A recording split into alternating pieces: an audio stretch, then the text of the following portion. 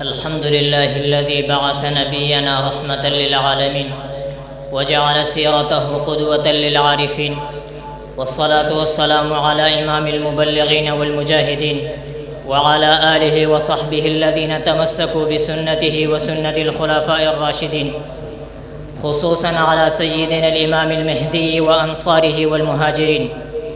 قال الله عز وجل: يا أيها النبي إنا أرسلناك شاهدا ومبشرا ونذيرا وداعيا إلى الله بإذنه وسراجا منيرا.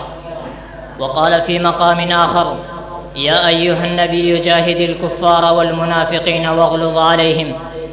وعن معاوية بن أبي سفيان رضي الله تعالى عنهما قال: قال رسول الله صلى الله عليه وسلم: إنما أنا مبلغ والله يهدي، وإنما أنا قاسم والله يعطي.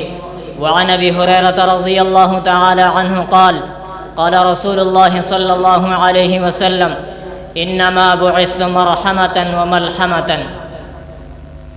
فاق النبيين أخلاقا ومعجزة ورتبة فله التقديم إن حضروا. يا رب صل وسلم دائما أبدا على حبيبك من زانت به العصر. أساتذتي العظام وإخوتي الكرام، إن مما يزيدني فرحة وسرورا أن قمت أمام ساداتكم لإلقاء خطبة حول موضوع سيرة الرسول صلى الله عليه وسلم. إخواني في الله، تنقسم سيرة النبي صلى الله عليه وسلم بثلاث مراحل: المرحلة الأولى من الولادة إلى البعثة، والمرحلة الثانية من البعثة إلى الهجرة، والمرحلة الثالثة من الهجرة إلى الوفاة. عاش رسول الله صلى الله عليه وسلم ب63 سنة، 40 سنة قبل النبوة، و13 بعد النبوة في مكة، و10 سنوات في المدينة المنورة. صار زمن النبوة 23 سنة، ثم ارتحل من الدنيا. كما ذكر الشيخان برواية ابن عباس رضي الله عنهما: بعث رسول الله صلى الله عليه وسلم ل40 سنة، فمكث بمكة 23 سنة، فمكث بمكة 13 يوحى إليه، ثم أمر بالهجرة فهاجر 10 سنين، ومات وهو ابن 23 سنة. وبهذا النهج التاريخي المختصر ننظر حياته صلى الله عليه وسلم من الولادة إلى البعثة. كان يلقب بالصادق والأمين. وبعد البعثة إلى الهجرة أنه كان يدعو الناس من عبادة العباد إلى عبادة رب العباد. وبعد الهجرة حاول لإعلاء كلمة الله بأعمال كثيرة. أحبتي في الله، إذا ننظر حياته صلى الله عليه وسلم من الولادة إلى البعثة نجد زمن الرضاعة وتربية الوالدين، والمشاركة في حرب الفجار وفي حلف الفضول، والرحلة إلى الشام 2 مرات، والسفر إلى الطائف، ووقعة المعراج. المرحلة الثانية من البعثة إلى الهجرة، في هذه المرحلة نجده في الدعوة إلى الله في السر والعلن، وحكم الهجرة للصحابة، ووقعة المعراج، والسفر إلى الطائف، وبيعة الأنصار.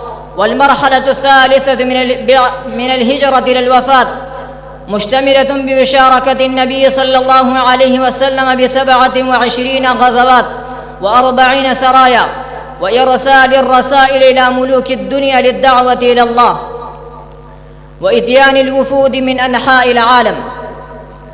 عباد الله، السيرة النبوية بعد تقسيم بمراحل 3 تتكون بدورين: الدور الأول في الحياة المكية، والدور الثاني في الحياة المدنية. أما في الحياة المكية أنه صلى الله عليه وسلم يأمر بالمعروف وينهى عن المنكر، كما قال ابن كثير رحمه الله في كتابه البداية والنهاية عن ربيعة الدؤلي: رأيت رسول الله صلى الله عليه وسلم يتبع الناس في منازلهم يدعوهم إلى الله. وأما في الحياة المدنية أنه صلى الله عليه وسلم قاتل في سبيل الله لإعلاء كلمة الله، كما قال الذهبي رحمه الله في كتابه سير أعلام النبلاء، يقول الرسول صلى الله عليه وسلم يوم بدر: يا فلان ابن فلان ويا فلان ابن فلان، هل وجدتم ما وعد ربكم حقا؟ فإني وجدت ما وعدني ربي حقا. فلهذا أمر الله سبحانه وتعالى حبيبه: يا أيها النبي إنا أرسلناك شاهدا ومبشرا ونذيرا وداعيا إلى الله بإذنه وسراجا منيرا. وفي مقام آخر: يا أيها النبي جاهد الكفار والمنافقين واغلظ عليهم. لأجله قال النبي صلى الله عليه وسلم: إنما أنا مبلغ والله يهدي. في هذا الحديث بين حياته الدعوية، وفي مقام آخر يبين حياته الحربية: إنما بعثت مرحمة وملحمة. وفي حديث آخر يبين: إنما بعثت بالسيف، أي إنني أرسلت داعيا إلى الله ومقاتلا في سبيله.